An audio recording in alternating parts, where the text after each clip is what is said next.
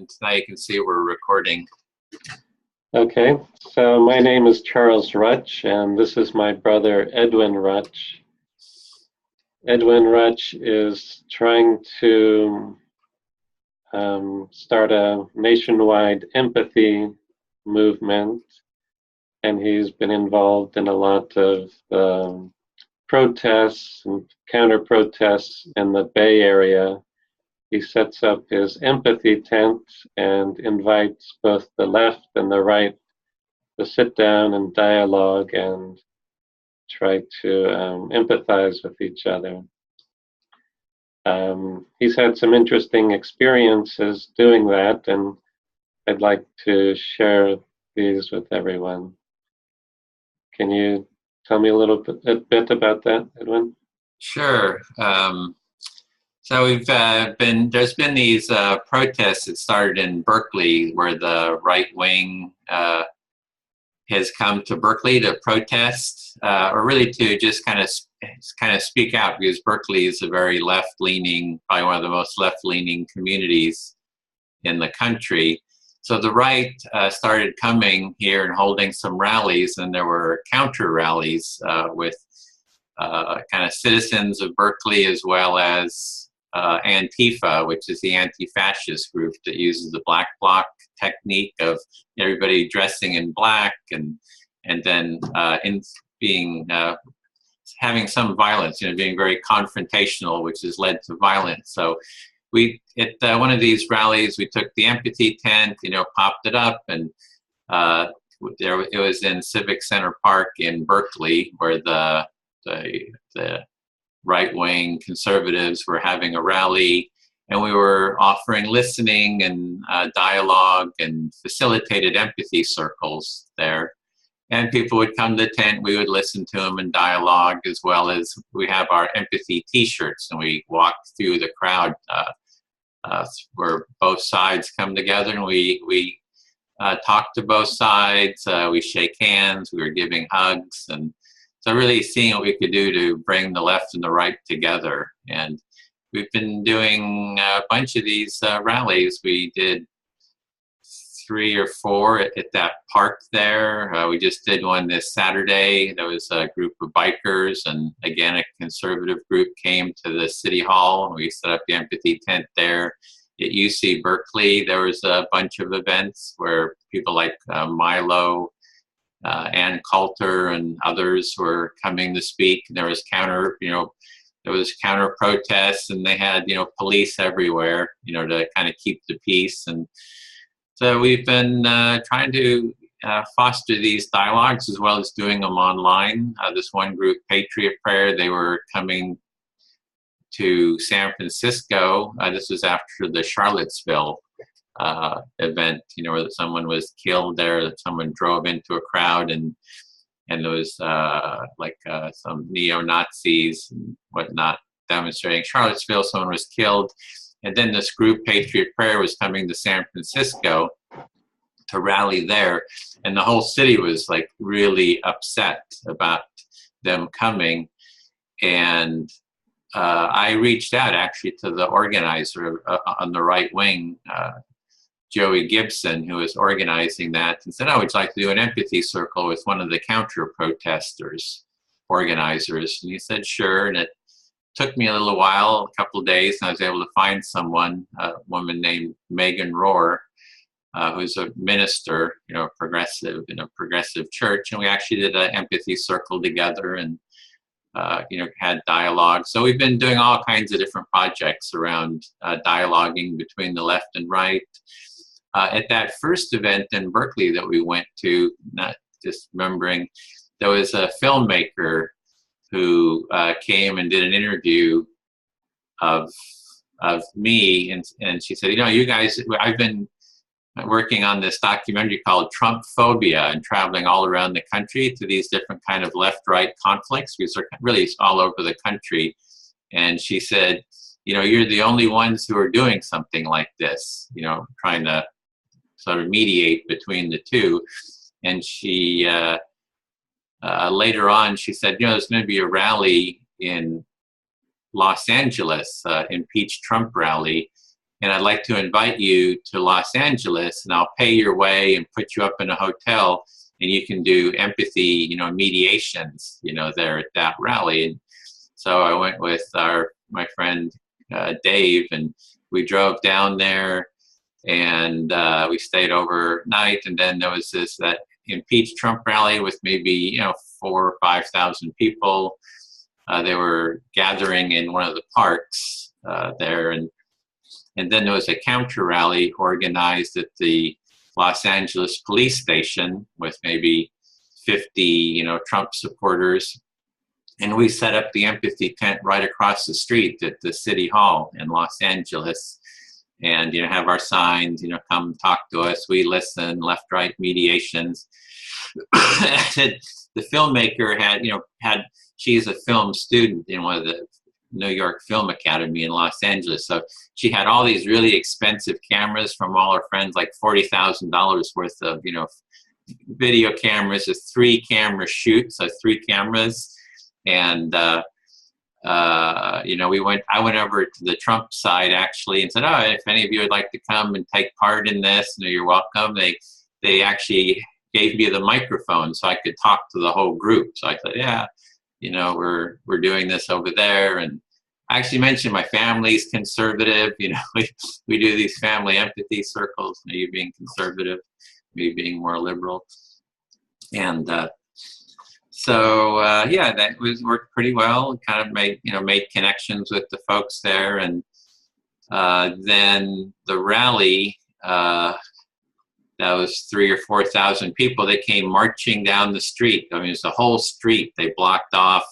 And this whole street came marching between us and the Trump supporters.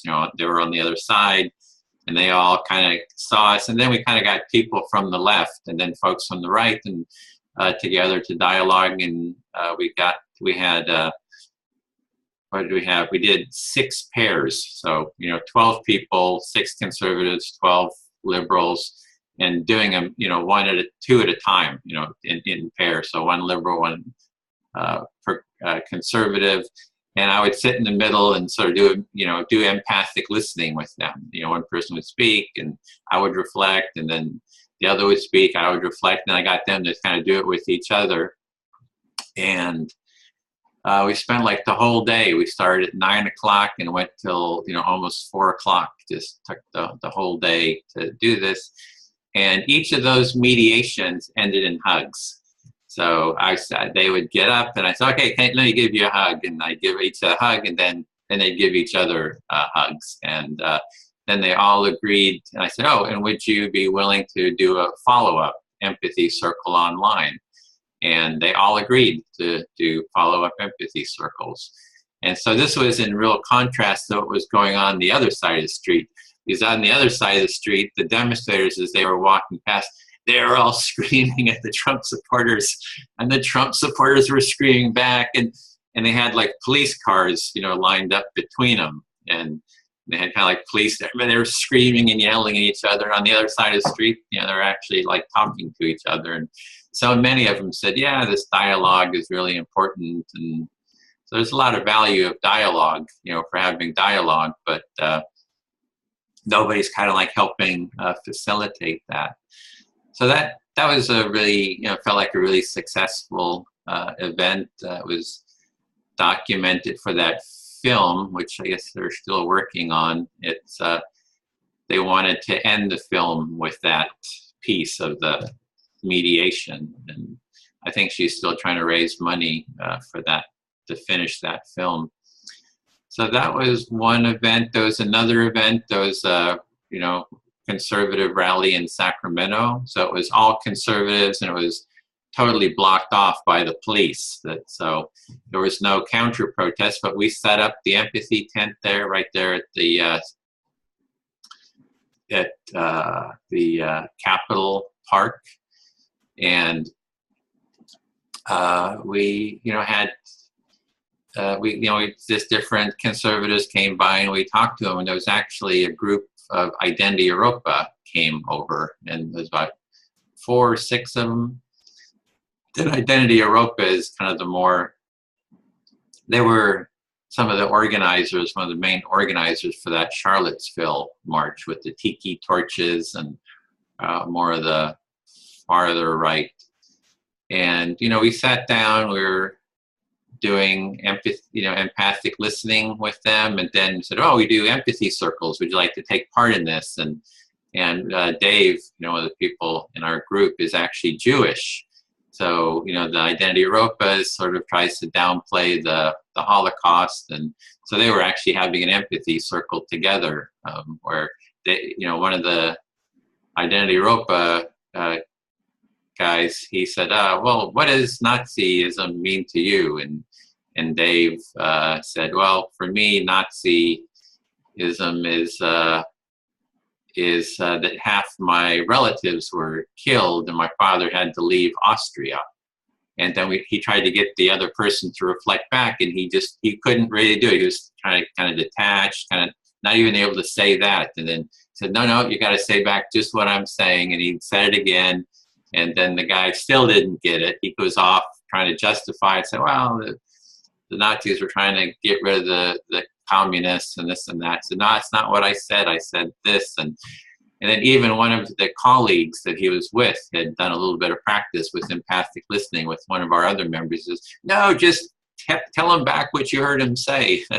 So it took about 4 or 5 tries and he did it. So, okay, I'm hearing for you, it means that half your relatives were killed and that your father had to, you know, flee as a refugee from Austria. So, yep, you heard me. So anyway, you know, among the left, the political left, a lot of them say, no, don't talk to the hard right or the Nazis or the KKK. So we actually, you know, our approach is actually to listen to everyone. So, and that the way we kind of change things is by dialoguing with them instead of sort of antagonizing them with, you know, and that's how you kind of transform people, right? You engage in a dialogue. As you start fighting people, it just escalates and escalates, and then things get worse and worse. But if you dialogue, start by listening, and then get them into a mutual empathic dialogue, then I think that's how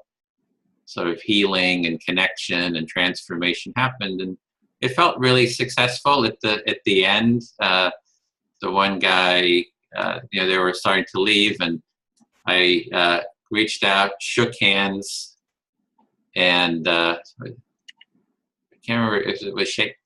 It was and I said, I'll give you a hug. He says, he kind of looked up, said, I guess it's okay. Gave him a hug.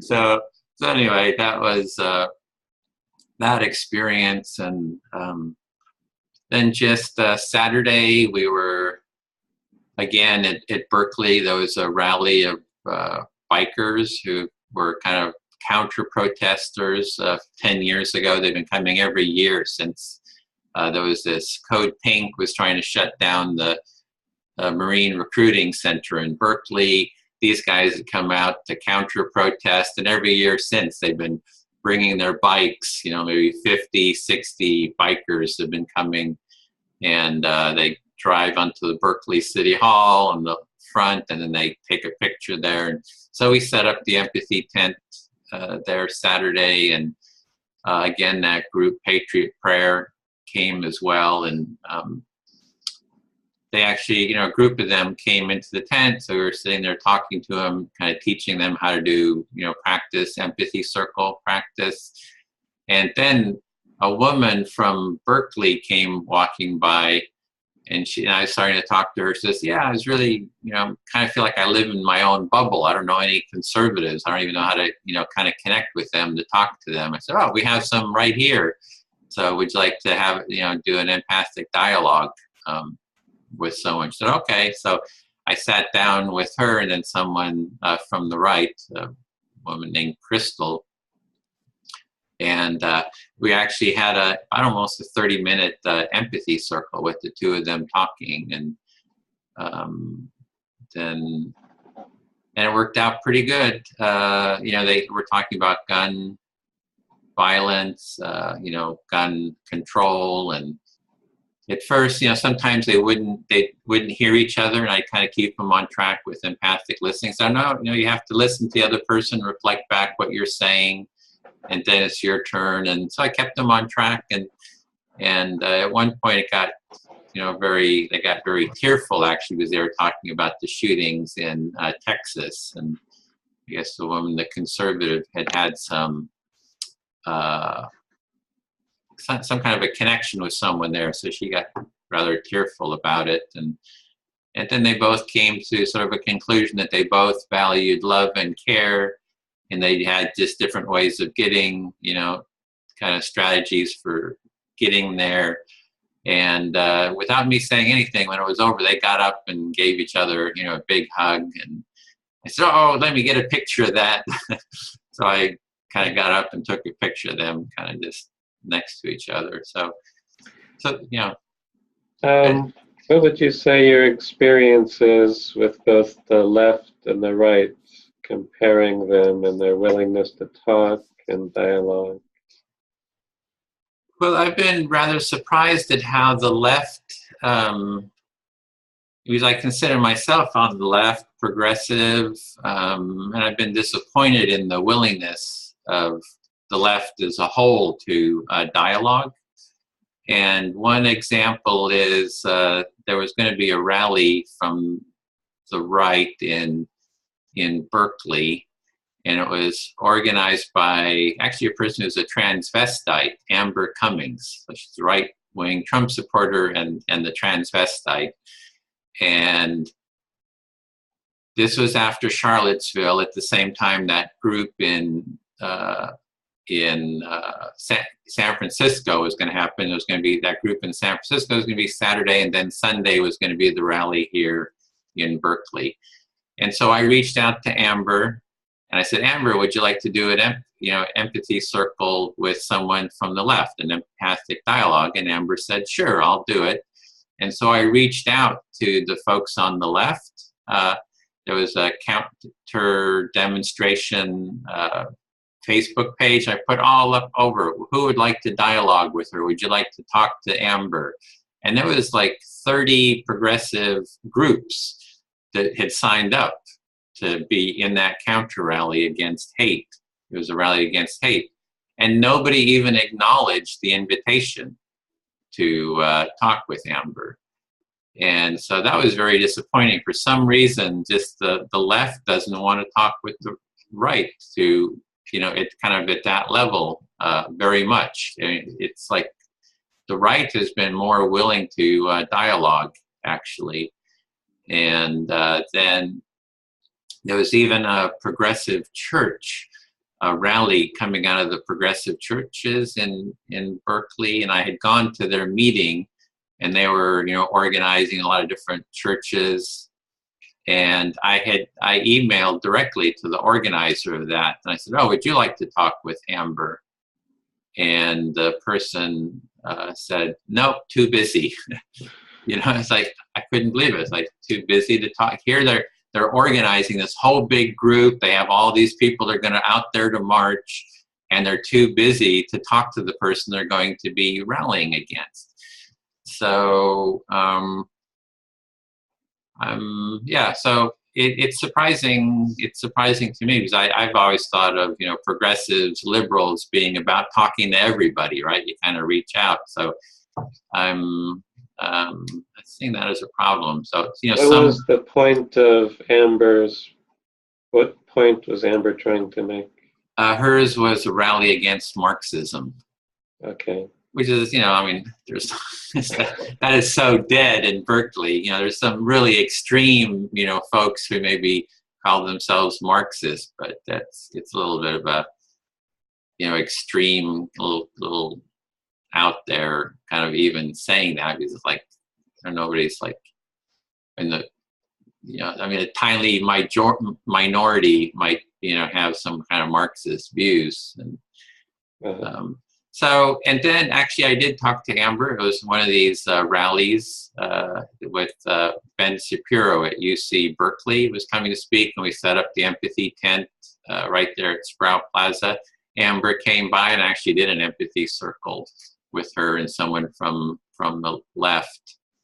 And that actually worked pretty well. And she said she was willing to talk with Antifa. She said, I'm willing to talk with Antifa, and if you can line somebody up. And I just haven't had a chance to do that. So, and another, you're talking about the response. We've done 2 empathy circles with what's his name, James Damore, who is from Google. He was a senior software engineer at Google, and he was advocating.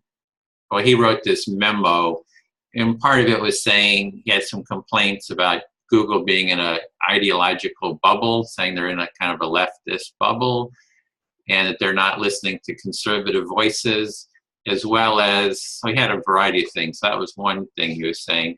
The other was that there's biological differences between men and women, and some other complaints about diversity training. And so he got fired for that memo at Google.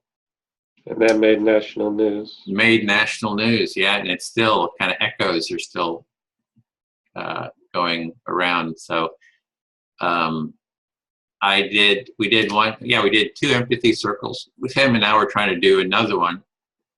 The first one was just sort of an introductory circle. Second one, we talked specifically about his criticisms of empathy, because in his memo, he had said, let's de-emphasize empathy. And I think he misunderstood it. So we had a 2-hour, almost 2-hour dialogue about the role of empathy. And I think he's really come around to be actually an empathy supporter. He's kind of understood it a lot better now. Plus, we were doing it. We weren't just talking about, we're using empathic listening process. So the point I was getting at there is now we're wanting to do another circle and bring in 3 feminists, because the feminists were very upset by what he said. And there was one who had gotten national attention. And so I sent her an email, because she works in tech, and she had some difficulties in tech and had been involved in a lawsuit. And I said, would you be willing to take part in an empathy circle with James Damore? And she wrote back, she says, no, thanks. I don't want to give him a platform. And that's one of the criticisms I hear is we don't want to give, the far right or the extremists a platform to get their message out. So we want to kind of ignore them. And so that, I don't, that's not what I support. I think the opposite is true. You want to engage in dialogue, and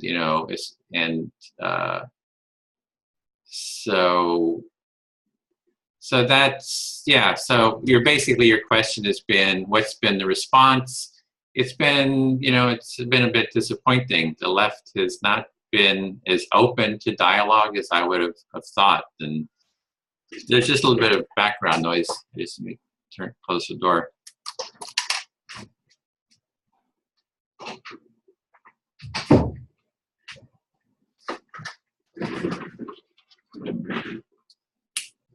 Yep.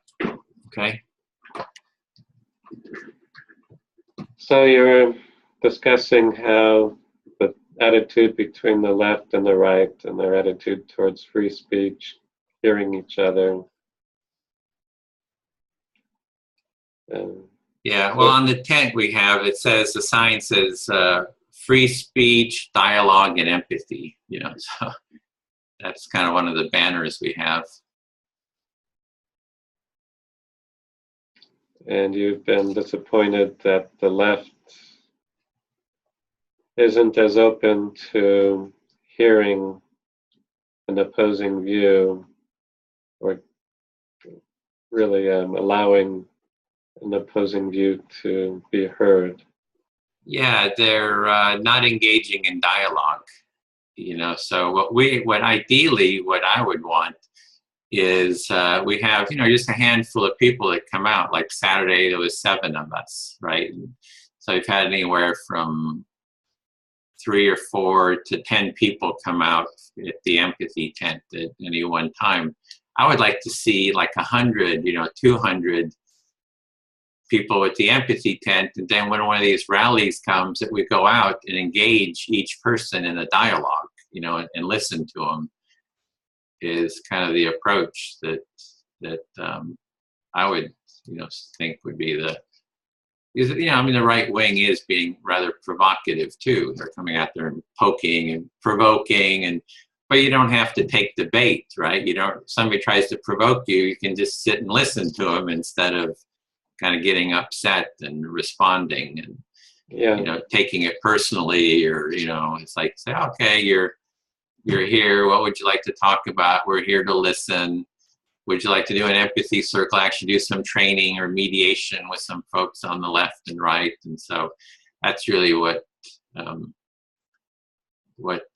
you know, I'd like to, what we're trying to do, and how do we scale up, you know, for going forward. I'd like to get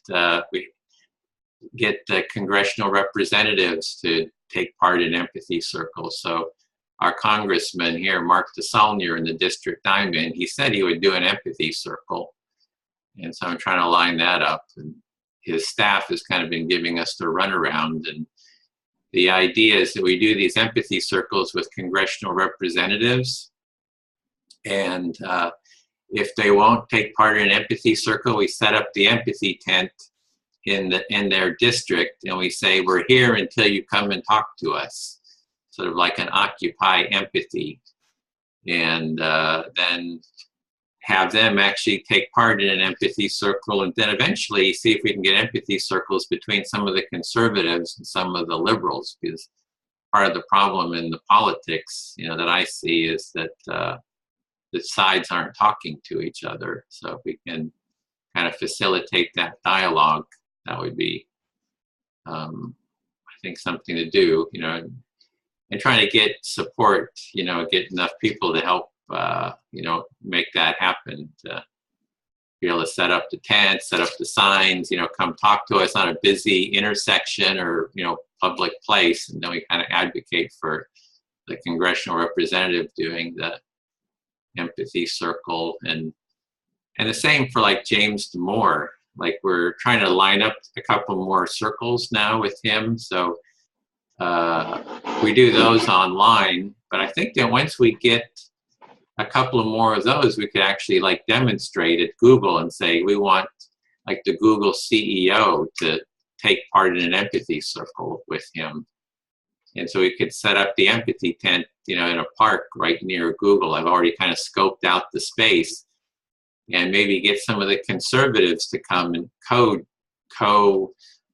demonstrate, you know, and then that could kind of get us a lot of publicity if we could get the CEO of Google to take part. Then we kind of bring in the different stakeholders, right? We bring in the conservatives, the progressives, the Google management, you know, James. We bring in the feminists. We bring in, you know, what they call social justice warriors, who are, you know, kind of more the kind of diversity community. Then we kind of it's a bit of coercive to kind of coerce these dialogues. If people won't just do it, you got to kind of, you know, push them into it a little bit.